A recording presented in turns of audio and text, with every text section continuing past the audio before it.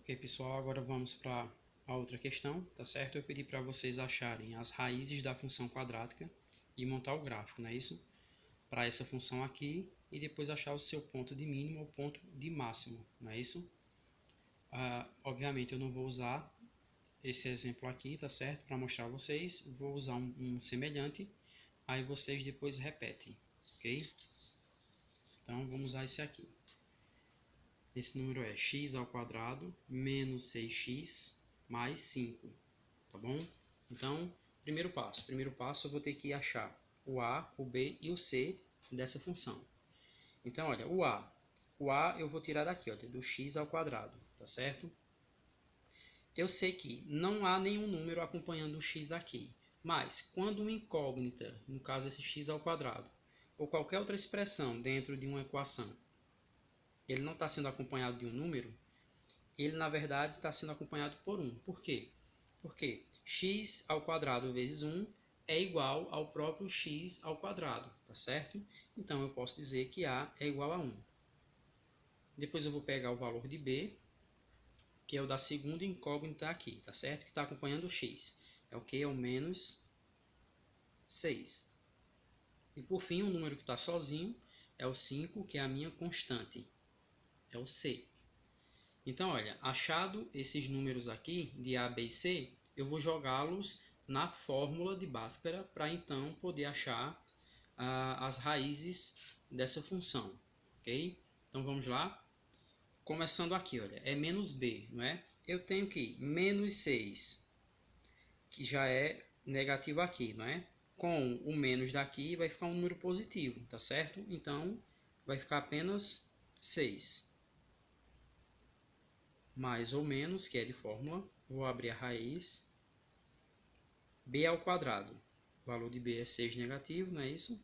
Então, olha, 6 negativo ao quadrado, menos 4, que é de fórmula, que multiplica a, que eu vi aqui que é 1, que multiplica c, que é 5, e tudo isso vai ser dividido por 2 vezes a, sabendo que a vale 1, então 2. 2 vezes 1, 2. Muito bem, vamos continuar. Repito essa parte aqui, 6 mais ou menos, abro a raiz, 6 negativo ao quadrado, fica 36. Detalhe aqui, olha, um número de base negativo elevado a um expoente par, ele vai ficar positivo, tá certo? Se o expoente aqui fosse um 3, um número ímpar, ele iria preservar o sinal negativo, ok? Mas como é par, 36 positivo. Professor, como é que eu provo isso? Eu estou dizendo que menos 6 ao quadrado, então olha, vamos fazer aqui, menos 6 vezes menos 6, dá igual a quanto?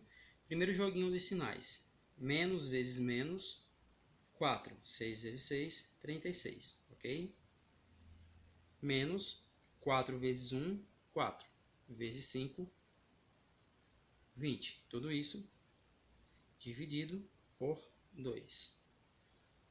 6 mais ou menos, puxo a raiz, 36 menos 20 fica 16, dividido por 2. Então vamos lá, 6 mais ou menos. Qual é a raiz de 16?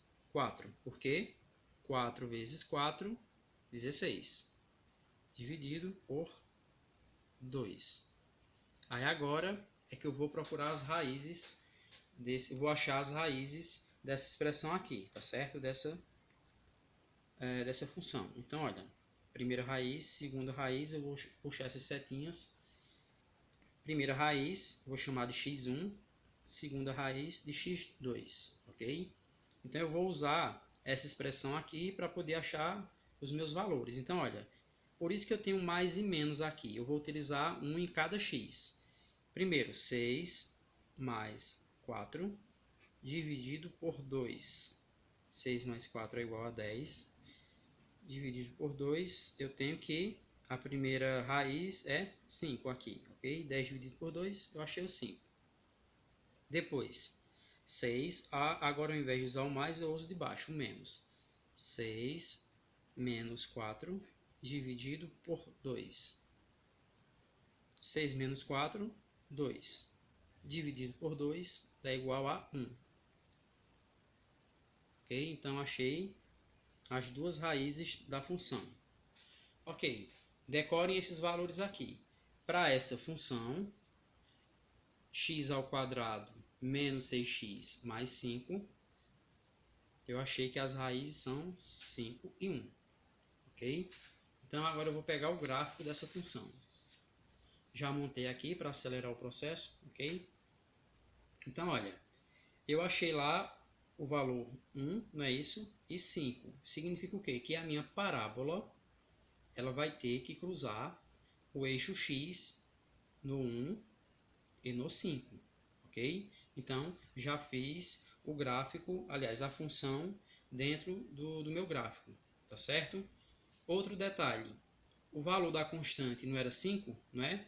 Que eu tinha lá x ao quadrado menos 6x mais 5, então a constante era essa daqui, olha. Então, ele está indicando que eu devo cruzar o eixo y justamente no 5. E está sendo com essa inclinação para baixo aqui, estou cruzando o eixo y porque o valor do meu coeficiente linear ele é negativo. Lembra lá os menos 6x, tá certo? Então, olha, está cruzando para baixo, justamente no 5, e pegou o eixo x justamente no 1 e no 5, ok? Muito bem. Agora vamos para a segunda questão lá, dessa mesma equação, que é para achar o ponto de mínimo ou de máximo. No caso, olha, a concavidade está voltada para cima. Significa o quê? Que eu vou achar o ponto de mínimo, tá certo? Se a concavidade fosse assim, olha, deixa eu fazer um exemplo aqui. Se eu tivesse lá o gráfico e a concavidade tivesse assim, então eu ia achar um ponto de máximo. Mas como ela está para baixo, é ponto de mínimo, ok? Então vamos lá. O que é que eu vou fazer agora? Eu vou achar o vértice, tá certo? De x e o vértice de y para indicar especificamente qual é esse ponto de mínimo, tá certo? Então vamos lá. Eu vou achar aqui que para o x, o vértice do x é igual a, eu tenho que decorar essas formulazinhas, tá certo? Então, olha, eu tenho que menos b sobre 2 vezes a. E o vértice de y, eu tenho menos o discriminante, que é o delta, né? 4 vezes a também, tá certo? É assim que eu acho o ponto de mínimo dessa função aqui, ok? Então, olha, eu tenho que b é igual a menos 6, não é isso? Só que menos 6 com menos já da fórmula aqui vai ficar 6. 2 vezes a, eu tinha que lá, o a era 1, né? Então, 2 vezes 1, 2. 6 dividido por 2, 3. Então, o vértice do x é igual a 3. Vamos agora para o vértice do y. O que é esse discriminante aqui, pessoal? Quando nós fizemos lá a fórmula de Bhaskara, eu vou mostrar para vocês, é essa parte de dentro aqui, ó. B ao quadrado menos 4 vezes A vezes C, tá certo? Essa partezinha aqui é o meu discriminante, ou seja, é o meu delta. E resolvendo, eu vi que esse delta, ele é 4. Essa partezinha aqui, olha, eu fui resolvendo, né? E acabou sendo 4, ok? E é esse valor que eu vou utilizar lá. Então, eu tenho que o valor aqui vai ser quanto? Preserve esse valor negativo aqui, né? Então, olha, 4 dividido por 4 vezes A. A sendo 1, então 4 vezes 1, 4. E agora, 4 dividido por 4, eu tenho um valor negativo aqui, né? Eu tenho o quê? Então, o y, o vértice do y vai ser igual a menos 1. Ok? 4 dividido por 4, 1. Preservei o sinal negativo lá. Então, achei o vértice do y. O que é que isso significa, professor? Decorem agora esses valores, 3 e menos 1. Significa o quê? Nessa função aqui, tá vendo que no meio, entre a concavidade da função que atravessa aqui o 1 e o 5, mesmo no meio eu tenho 3. Então, aqui o x vai ser 3, tá certo? E o y vai ser menos 1. Significa o quê? Que essa parábola, que é assim como a gente chama essa função, essa que está escrita em vermelho, essa curvinha, tá certo? A parábola, ela vai ter que chegar na altura do menos 1, tá certo? Então, o ponto de mínimo aqui é no y menos 1 e no x igual a 3. Beleza, pessoal? Qualquer dúvida, vocês falam comigo, tá certo? E por enquanto é só. Tentem responder as outras questões lá da... Aliás, deixa eu falar mais alguma coisa aqui, então. Só sobre a última parte, né? O que é o coeficiente angular? Eu vou lembrar para vocês. Quando eu tenho um gráfico, o coeficiente angular, vamos supor que isso aqui é minha reta, tá certo? O coeficiente angular, ele vai indicar justamente a inclinação dessa reta, ok? Ou de qualquer outra curva, tá certo? O coeficiente linear, ele vai indicar onde é que a reta vai atravessar o eixo y, tá certo? Eu não tenho o eixo y e o x, então o coeficiente linear me indica onde é que a reta cruza aqui o eixo y, tá certo? E, ok, linear e constante. A constante aqui, no caso, vamos considerar o seguinte aqui, olha. No caso, quando é uma parábola, é diferente, tá certo?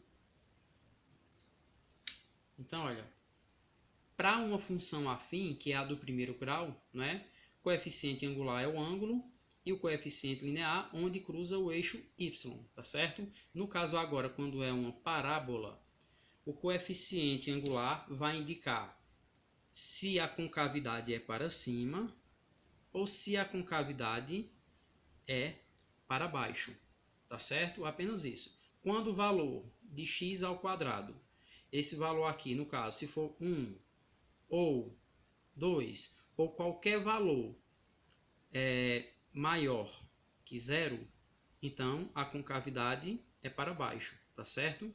Agora, se eu tivesse valores de x, por exemplo, menos 1, ou seja, valores menores do que 0, a concavidade seria para baixo. Então, o coeficiente angular para a parábola, ele vai determinar isso, para onde há a concavidade, ou seja, esse buraquinho, ele é voltado para que lado? O coeficiente linear dele vai indicar como é que essa curva vai cruzar o eixo y, tá certo? Se vai ser na decrescente, no caso aqui, ok? Ou se seria na crescente. Como é que seria um exemplo de crescente? Imaginem essa outra função aqui, essa outra parábola. Vamos supor que ela agora é crescente. Então, olha, eu iria cruzar nesse pontinho aqui o y subindo, tá certo? E para esse tipo de função, a constante é que indica onde é que cruza o eixo y, tá certo?